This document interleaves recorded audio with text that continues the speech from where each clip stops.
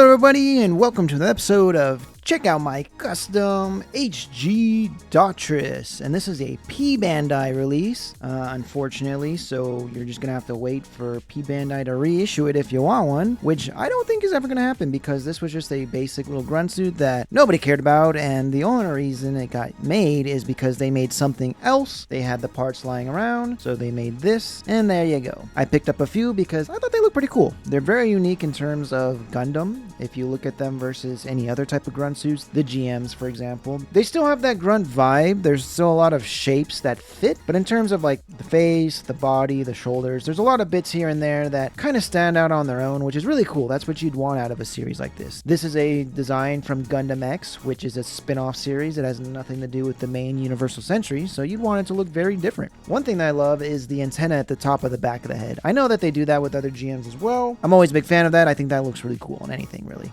So the reason I decided to paint this guy was, honestly, I have 3 of them. I knew that they weren't going to do them again. I know that P Bandai, they do reissue from time to time, but let's be honest, this is the Daughtress, the grunt from Gundam X. That series has 0 love. It has almost no kits from it. The fact that this thing even exists is a miracle, so I figured, alright, if I want to army build them just for a cool display, because there are really cool designs from that series, now is the time. So I bought 3 of them. I just wanted to get something quick.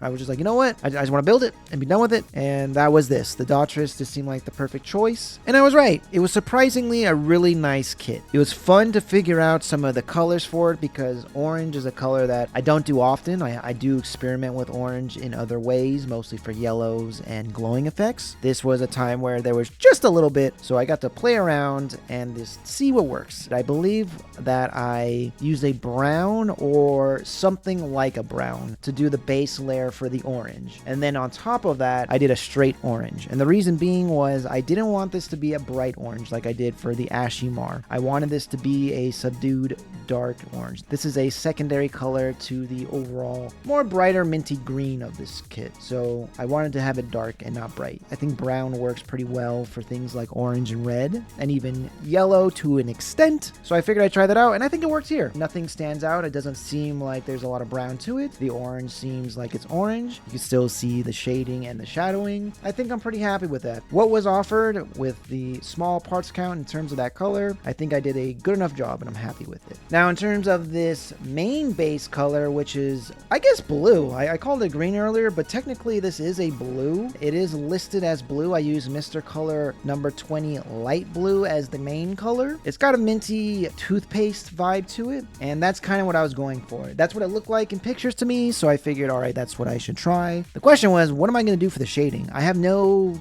frame of reference for this type of color in terms of bright and dark. So I kind of just looked through what I had laying around, and I decided to go with, I think that I used Mr. Color 392 interior blue, and then in parentheses it says Soviet. It's a Russian color, a Soviet color. So it's number 392 Mr. Color, and I believe I used that for the base. So I painted the whole kit in that color, and then I put the light blue on top of it as the highlighting main color, and wow, that worked really well. I'm actually very, very surprised at how nice this really looks. This looks pretty much perfect to what I wanted. And again, this is like a Colgate mint greenish blue toothpaste color, and that is exactly what I wanted. And it always feels really good when you try something and you get exactly what you wanted. So I was very ecstatic. From this point forward, I was just happy. With the rest of this build, I knew it was going to be a good time because the colors that I wanted to be actually worked. So I was like, okay, we're good. Because I knew everything else. I knew what the details I wanted. I knew the grays that I wanted. I knew the silvers and all that. I just wasn't sure about this particular blue because it's just so different. This was something that I had no familiarity with. So I really had to figure out what I was going to do and just look at everything, look at every paint that was available and just figure out which one was going to work. And then from there, okay, now that we've got the color that I want for this kit to be, in terms of shading and highlighting, what can we do? What works with this color? This is such a weird color I know nothing about, so now we're just going to have to figure out what works with it, and I don't even know. I got so lucky that when I did the pre-shading with the Soviet blue, that it just happened to work. I was just like, well, let's try this and see what happens. So happy for me! Yay! Hey, I'm glad I didn't have to stress so much about that. Like I said, the gray is pretty basic. I don't remember exactly, but I probably just did like a very dark gray for the base and then just went with a slightly less dark gray as the highlighting color. And there you go. It looks great. I think the gray looks perfect. This was the challenge with the gray. I wanted to have certain parts gray and certain parts in a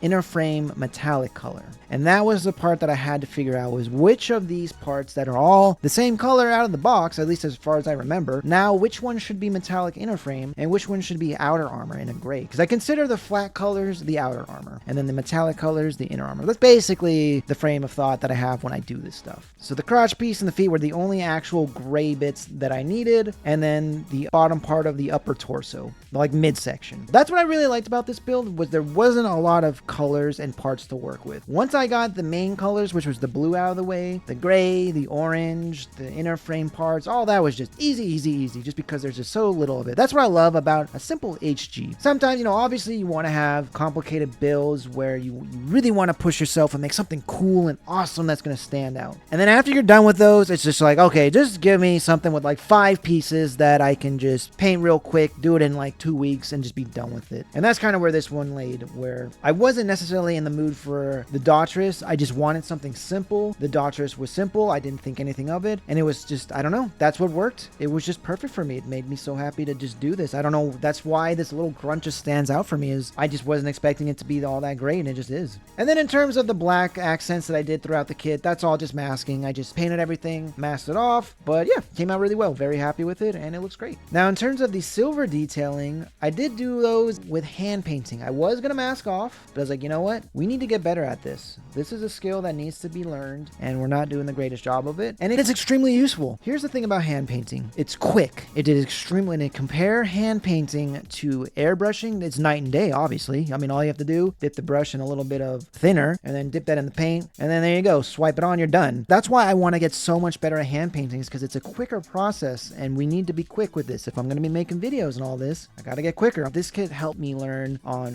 where I can do the hand painting, so I don't have to mask every little detail, so I'm very happy about that. I did have to do masking for the thrusters. There's a couple of thrusters on the shoulders and on the skirts and all that, and I think even on the knees and the feet. I decided I want those to pop. If you look up most photos of this, obviously because it is just straight out of the box, they're not painted, they are just part of that blue. But I think even in animation pictures, they are supposed to be the same color as the rest of it. Again, I like to find these little spots where I can make things pop, because why not? Let's give it that extra little oomph. So for the shoulders, knees, and then skirt armor, I could see, I decided to mask off. That's probably just silver with gunmetal if I had to guess. That's normally how I do it. All of my inner frames and metallic gunmetal frame colors are essentially all based off the same thing. Silver with gunmetal. I mix those two together in different ways and different variations to get heavier, darker color, or if I want a lighter silvery color, that's just how I go about it. And I think that's what I did here, and it came across really well. Again, this is just something that just helps make things pop, makes it stand out, and I recommend always doing it. I wanted to get some putty work in, and so I did it for the rifle. That's 2 separate parts that you just clamp together. So I put in a little putty, sanded things up. Not perfect, but good enough. I mean, the seam is basically gone. If you get really close up there, I'm sure you can see it, but for the most part, the seam's gone, and I'm happy with it. Same thing with the shoulders. The shoulders, I think, came out pretty well. In terms of the seam line, they are virtually gone, and it's the same thing for the legs. The seam lines on the legs, again, virtually gone. So I'm very happy with the seam line work on this kit. Now the face is where things started to really get tricky for me, because there's a couple of layers on this face, and this is a very